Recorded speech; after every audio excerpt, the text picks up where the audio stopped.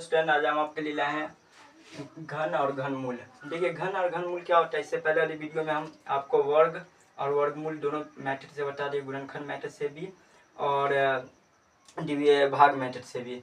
तो अब उससे पहले गुणनखंड फैक्टराइजेशन मेथड और डिवीजन मेथड दोनों हम बता चुके हैं। घनमूल ये वर्गमूल का, अब लाए हैं घनमूल। घनमूल में हम क्या करेंगे, फाइंड कब और कैब रूट जो निकालेंगे हम किसे, फैक्टराइजेशन मेथड से निकालेंगे। किससे निकालेंगे, फैक्टराइजेशन मेथड से। तो फैक्टराइजेशन मेथड से क्या होता है, आवाजी गुणनखंड विधि से पहले हम इसका एलसीएम लेंगे 64 का। यहाँ क्या करेंगे, 64 का एलसीएम ले लेंगे।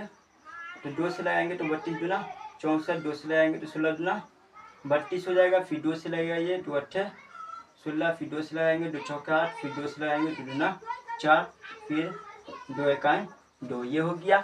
तो 64 तो ये 64 का है, तो 64 का ऐसी एलसीएम लेना। फिर इसके सामने हमें क्या करना, 64 बराबर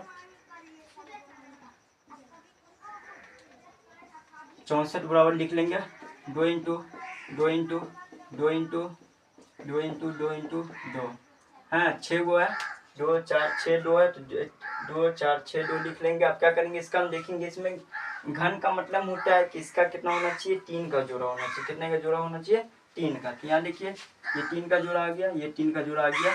इसीलिए अंडर 64 से पहले इसमें क्या दे देना, 3 का निशान दे देना। घनमूल का सिंबल होता है, तो हमें क्या करना है, इसका निशान देंगे। तो यहाँ क्या हो जाएगा, 2 का क्यों हो जाएगा इंटू 2 का क्यों हो जाएगा। तो ये रूट से बाहर आ जाएगा। हम इससे पहले बता चुके थे कि रूट के अंदर जब स्क्वायर होता है तो रूट की वैल्यू क्या हो जाएगा, खत्म हो जाएगा। जब रूट के अंदर घन होगा तो घन की वैल्यू क्या होगा, खत्म हो जाएगा, और रूट की वैल्यू भी खत्म हो जाएगा। जो अंक है वो अंक क्या होगा, बाहर आ जाएगा। तो ये 2 बाहर आ गया इंटू ये 2 बाहर आ गया, तो कितना होगा, 2 दूना 4 आंसर हो गया। सवाल नंबर 2, 200 का जैसे आपको घनमूल निकालना है तो क्या करेंगे, 200 का एलसीएम ले लेंगे। 200 का एलसीएम लेंगे तो 2 से लगेगा 2 इकाई 2, 2 को 0 उतर जाएगा। फिर 2 से 2 5 10 0, फिर 2 से लगेगा 25 दूना 50, यहाँ 5 है 25। ये 2 से ये एलसीएम कर लिया। हम क्या करेंगे, 200 बराबर लिख लेंगे 2 इंटू 2 इंटू 2 इंटू 5 इंटू 5 हो जाएगा।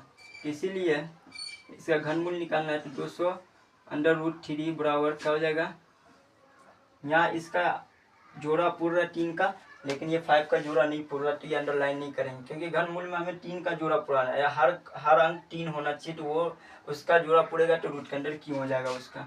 यहाँ भी ठीक दे देंगे, 2 का क्यों हो जाएगा इंटू ये 5 इंटू 5 उतर जाएगा।